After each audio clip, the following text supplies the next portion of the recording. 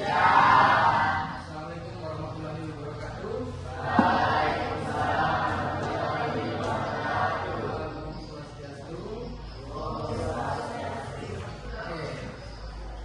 Sehat semua hari ini?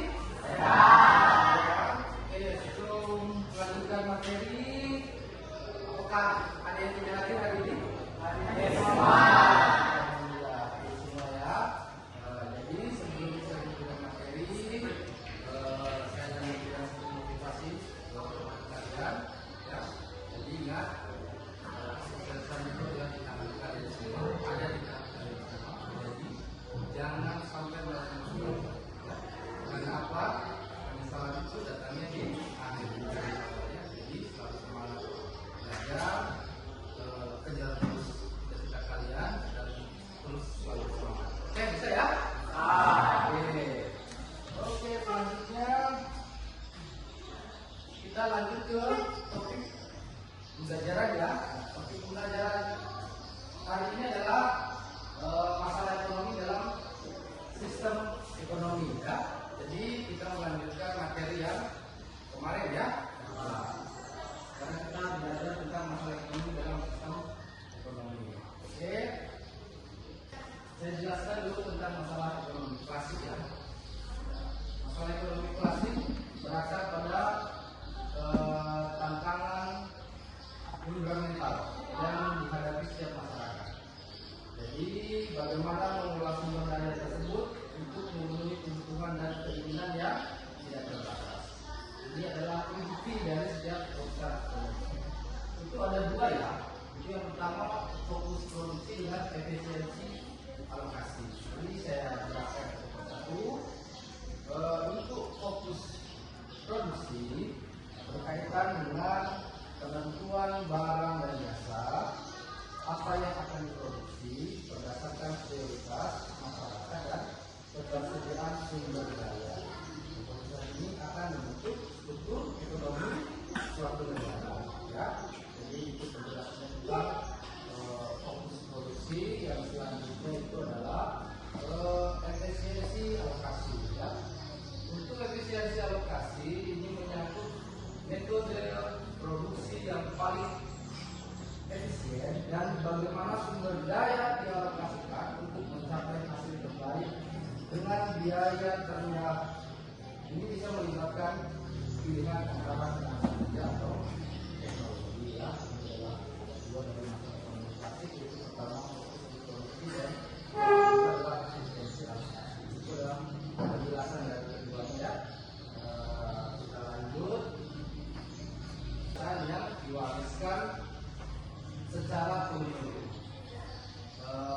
Produksi umumnya untuk kebutuhan sendiri dengan teknik sederhana. Pembagian hasil didasarkan pada ikatan kekeluargaan atau status sosial. Tapi di sini ada kelemahannya. Ya. Kelemahannya itu adalah kurangnya inovasi dan lambatnya perkembangan ekonomi. Itu setiap sistem ekonomi tradisional itu dia pembagiannya berdasarkan pada ikatan kekeluargaan. Tapi di sisi lain kelemahannya itu adalah kurangnya inovasi ya. Bisa dipahami ini? Bisa. Siapa? Ya, untuk siapa? Berdasarkan kemampuan membeli daya beli dan membeli dalam produksi. Dan yang selanjutnya itu kelemahan. Potensi kesenjangan pendapatan yang ekstrim dan timbulnya monopoli. Yang terakhir itu adalah konsep atau perang tak terlibat. Ini inovasi dari Adam Smith ya. Ini Adam Smith yang membuat konsep perang tak terlibat. Oke, sampai sini paham ya? Yang terakhir itu siapa diproduksi? Ya, jadi distribusi kekayaan dan pendapatan sebagian besar dari ditentukan oleh pasar, tetapi pemerintah ikut campur melalui pajak dan program jenjang pengamanan dan sosial untuk mengurangi ketimpangan. Ya, ini penjelasan dari untuk campur dari tiga ya. Jadi, bagaimana paham semua? Paham. Siapa yang bisa menjelaskan kembali? Siapa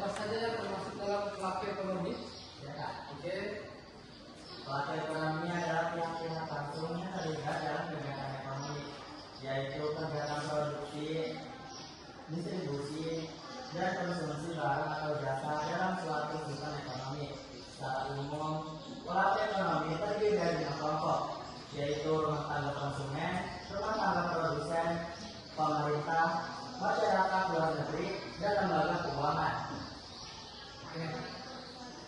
Dulu berikan tepuk tangan. Satu pertanyaan lagi. Ya.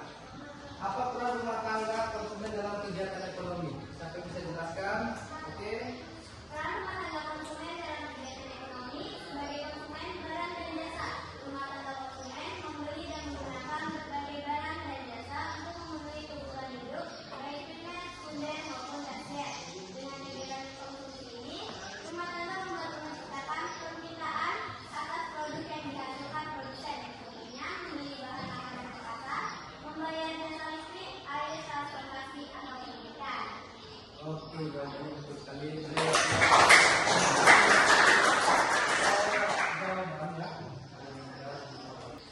Sebelum kesimpulan ya, saya akan menonton sebuah video. Di sini adalah video masalah-masalah ekonomi yang ada di Indonesia ya. Mudah-mudahan kadang-kadang dengar ya. Ini adalah salah satu video ya yang masalah ekonomi yang ada di Indonesia.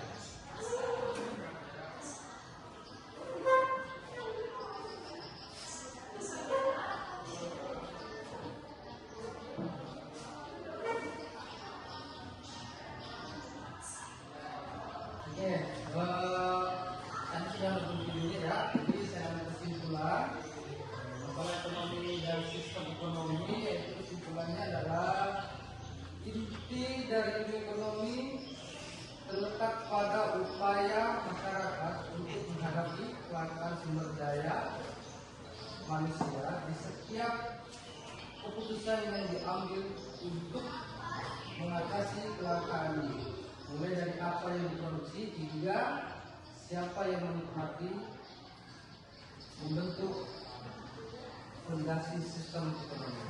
Itu tadi ya kesimpulan dari masalah ekonomi ya. Jadi saya harap apa yang saya sampaikan ini bisa dicerna oleh kalian baik-baik ya.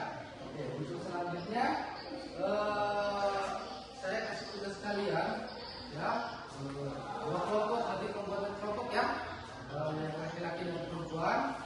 Nanti kalian cari tugas tentang permasalahan ekonomi yang ada di Indonesia ya. Bisa? Ya. Oke, dari saya ya, motivasi buat kalian selalu semangat ya, dan belajar jangan putus asa. Ingat kesuksesan ada di tangan kalian.